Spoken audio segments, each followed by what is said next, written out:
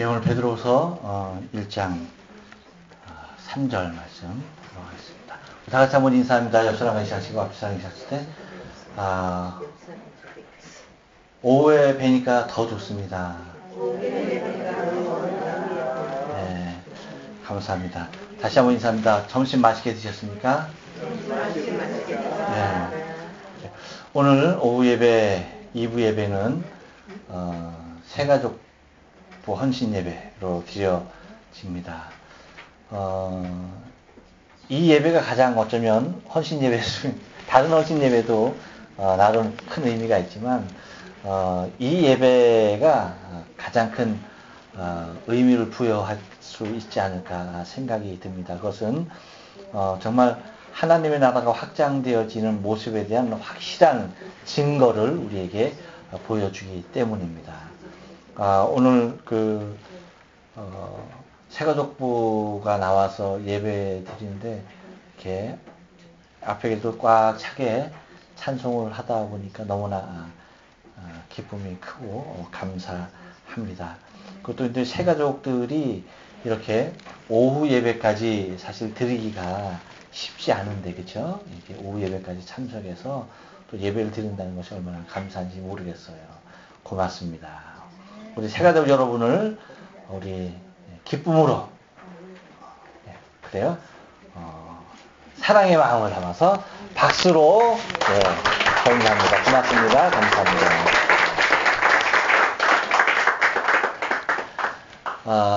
오늘 베드로전서 본문의 말씀은 하나님의 부르심에 대한 말씀입니다.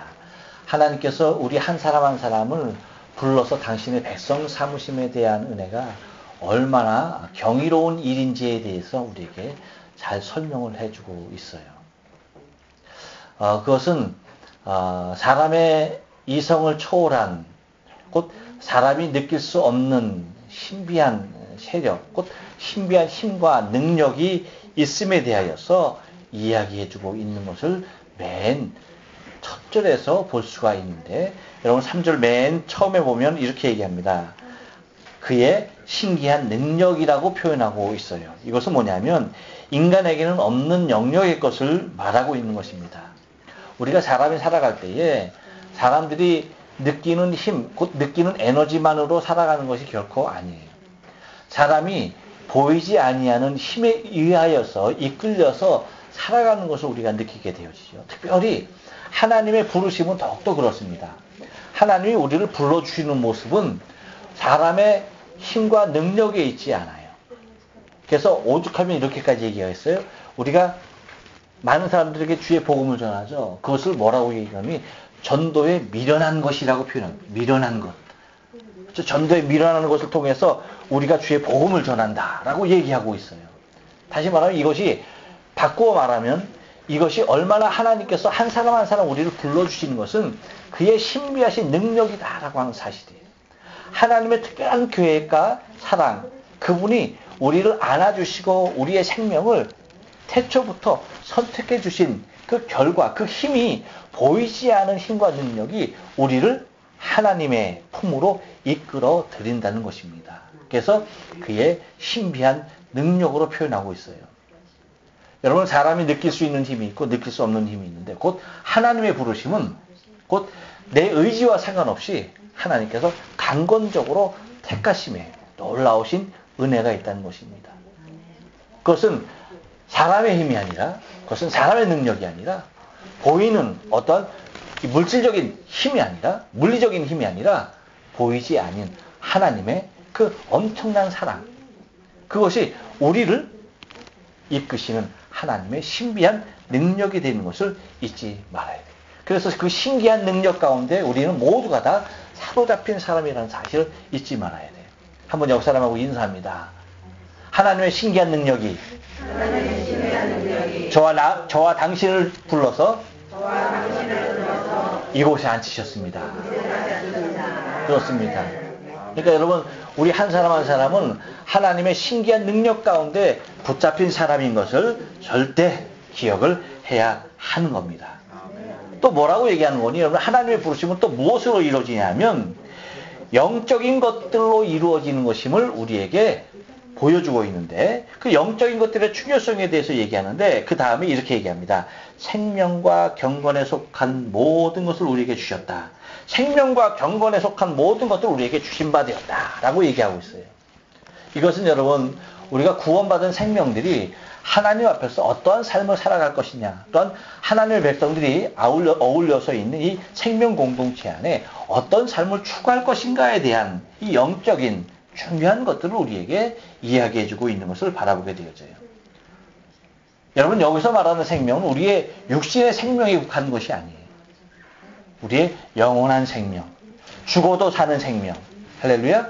그래서 살아서 믿는 자는 결코 죽지 아니하는 영생에 대한 영원한 생명이 우리에게 있음에 대해서 증거해주고 있는 것을 바라보게 됩니다. 그래서 여러분 이 우리에게 주어진 생명은 세상 그 어디에서도 찾을 수 없는 영원한 생명인 것을 잊지 말아야 돼요. 오직 그리스도 예수 안에 있는 그 생명이에요. 하나님께서 예수 그리스도를 십자가에서 죽이셨지만 그 죽음 가운데서 다시 살리셨듯이 우리 또한 그를 믿는 모든 자들에게 하나님께서 이 부활의 생명의 능력을 주신 줄로 믿습니다. 그래서 우리에게 있는 이 생명, 곧 영원한 생명을 가지고 추구해야 할 것이 곧 경건한 삶의 모습이라고 하는 것이에요. 그래서 이러한 것들, 곧 경건에 속한 모든 것이 뭐냐, 거기에 속한 것이 뭐냐, 옆 사람에게 얘기해 줍니다. 그리스도를 닮아가는 것입니다. 그렇죠.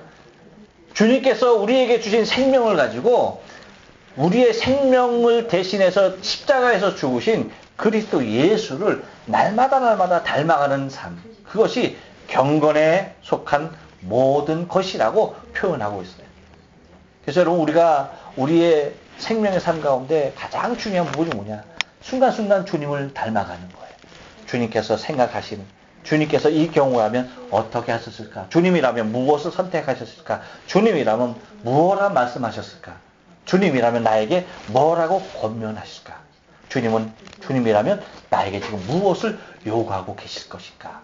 라고 하는 주께서 걸어가신 그 길을 그대로 따라가는 것이 제자들의 삶이요. 그것이 영원한 생명을 소유한 자들의 삶이 되는 것입니다. 여러분 지금까지 우리가 살아온 것이 세상에서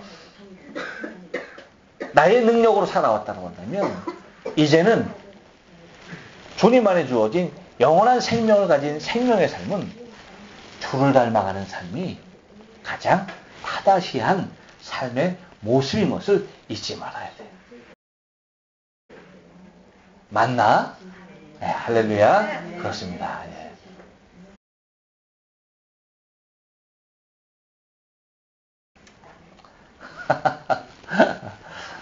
일본어 써서 여러분 웃는 거죠? 그래요? 감사합니다.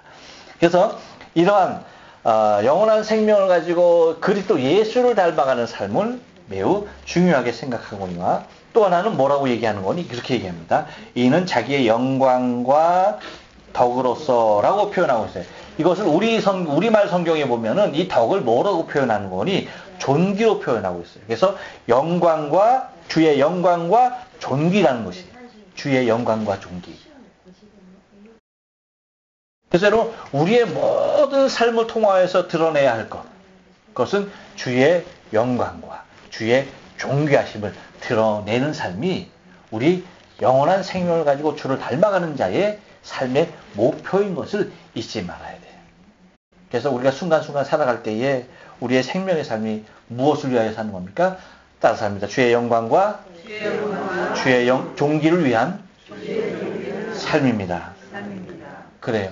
그래서 여러분 내가 무엇을 하든지 그래서 먹든지 마시든지 우리가 잠을 자든지 무엇을 하든지 간에 우리가 추구해야 할 것은 항상 주의 영광 가운데 거하려고 하는 주의 영광을 드러내려고 하는 삶을 살아야 한다는 것입니다. 그것은 아까 말씀드린 곧 주를 닮아가는 삶이죠. 여러분 좀 이해하시고 좀 들으셔야 할 것 같아요. 뭐냐면 손주가 계신 분들은 제 마음을 충분히 이해할 거예요. 근데 손주가 없는 사람들은 목사님 무슨 손주 얘기, 목사님만 손주 있나? 그렇게 얘기할 수 있어요. 근데 손주를 한번 가져봐. 세상에 보배 그런 보배가 없네. 제가 손주가 셋이잖아요. 근데 그 세 놈 중에서 제가 다 귀하고 다 이쁘고 다 좋죠. 근데 더 특별히 내가 더 마음이 아주 그냥 이렇게 쏠리는 놈이 있어. 누군지 아세요? 아세요? 막 내리사랑이라고 막내. 그래. 그 얘기도 맞아요. 제가 그 아들 때는 그 내리사랑이 맞더라고요. 그래서 이게 첫째 놈도 마음에 있지만 이 막내가 굉장히 마음에 그냥 늘 그냥 짠하고 그런 거예요. 야, 근데 손주는 아닌데. 손주는 첫째 놈이에요, 첫째 놈. 와, 근데 첫째 놈인데, 야, 근데 이놈이 더 좋아한 것이 날 닮았어. 날 닮았어. 나 어렸을 때 사진을 보면 이놈이 나를 너무 싱크로율 95%야. 얼마나 나를 닮았는지. 그래서 이놈만 보면 그냥 환장하는 거예요. 이놈만 보면 막 그냥 얼마나 좋은지 몰라. 어제는 글쎄 제 할머니한테 메시지를 녹음해서 어머니 보냈어요. 할머니 힘내세요. 아이고야. 네, 뭐라고요? 어떻게 알아요? 할머니 힘내세요. 화이팅! 야, 참. 그러니 여러분 어쩌겠어. 근데 왜 그렇게 이뻐요? 날 닮았다니까. 날 닮았다니까. 날 닮았어요? 날 닮았다니까. 날 닮았어요. 저희 어머니는 날 안 닮았대. 리온이가 날 안 닮았대. 쌍둥이가 더 닮은 것 같은지 쌍둥이에게 더 큰 애착이 있는 것 같아. 나는 리온이가 날 더 닮았어. 이놈 그냥 저거 하는 거예요. 뭐예요, 여러분? 다른 건 아니거든요. 우리의 삶이 주를 닮아가는 것 그 자체가 뭐예요? 주께 영광 되는 거고 주께 존귀함이 돌려드리는 거예요. 그렇죠? 그분이 원하시고 그분이 기뻐하시는 일들이 다른 것이 아니에요. 우리가 드러내야 할 것이 다른 것이 아니에요. 그분의 영광 가운데 있는 줄로 믿어요. 그래서 우리가 먹든지 마시든지 무엇을 하든지 주의 영광을 위해서 해야 되는 것이고요. 우리가 내 생명의 삶을 주께서 부르시는 그 순간까지 주의 영광과 존귀를 위해서 살아가야 할 생명인 것을 여러분 잊지 말아야 돼요. 그래서 주 앞에 부름받은 사람들에게 주어진 임무가 뭐냐? 그것은 주의 영광을 위하여 내 생명을 주 앞에 드리겠습니다. 라고 하는 그 생명을 가지고 살아가야 하는 것이고요. 마지막으로 3절 하반절 보면 이렇게 얘기합니다. 우리를 부르신 자를 알므로 말미암느니라 라고 해요. 이것은 무엇을 얘기하는 거니? 다시 한번 베드로 사도가 우리를 부르시니가 누구냐? 나를 부르신 그분이 누구냐에 대한 질문을 하고 있습니다. 여러분, 나를 부르신 이가 누구예요? 네, 나를 부르신 이니 곧 아버지 하나님인 것을 여러분 고백할 수 있어야 돼요. 나를 부르신, 우리를 부르신 자를 알므로 말미암는다. 곧 자식이 누가 자식이에요? 부모 아는 것이 자식이잖아. 그렇죠? 마찬가지로 하나님을 누가 알아요? 그에게 부름받은 자, 곧 나를 부르시니까 하나님인 것에 대하여서 확실하게 거하고 믿음을 가지고 살아가는 삶인 것입니다. 강희가 나한테 만약에 아버지 맞아? 라고 묻는다면 얼마나 황당하겠어. 아버지가 정말 날 낳았습니까? 라고 묻는다면 제가 얼마나 황당하겠어. 그렇지만 그런 질문 하나 없이 저 녀석이 내가 아버지로 믿고 살아가는 거 얼마나 감사해요. 그렇지 않아요? 그렇잖아요. 얼마나 감사하겠어. 얼마나 감사한 일이야.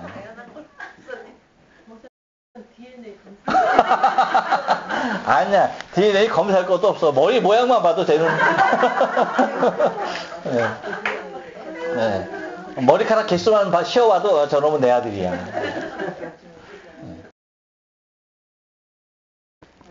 그러니까 우리의 삶 가운데 나를 하나님께서 부르셨다라고 이 확신이 여러분 하나님께서 얼마나 기뻐하시는 요소겠는가라고 하는 거예요. 누가 나를 부르셨습니까? 하나님께서 나를 부르셨습니다. 야마구치상을 누가 불렀어요? 하나님. 하나님이 부르셨습니다. 우리 현향란 자매님을 누가 부르셨어요? 하나님이 부르셨습니다. 할렐루야. 네. 남편이 부른 것도 아니고요. 목사가 부른 것도 아니고 하나님이 우리의 인생의 여정 가운데 불러주셨다라고 하는 거예요. 우리 모두를 부르신 이가 누구십니까? 하나님이세요. 나를 부르신 이가 하나님. 이 확신과 이 믿음을 가지고 여러분 우리의 신앙의 삶을 하나님의 영광을 위하여서 그의 부르심의 모습에 합당한 모습으로 주를 닮아가는, 그래서 그 삶 한순간 한순간이 주께 영광되어지는 삶이 되어지길 주의 이름으로 축원합니다. 기도하시겠습니다.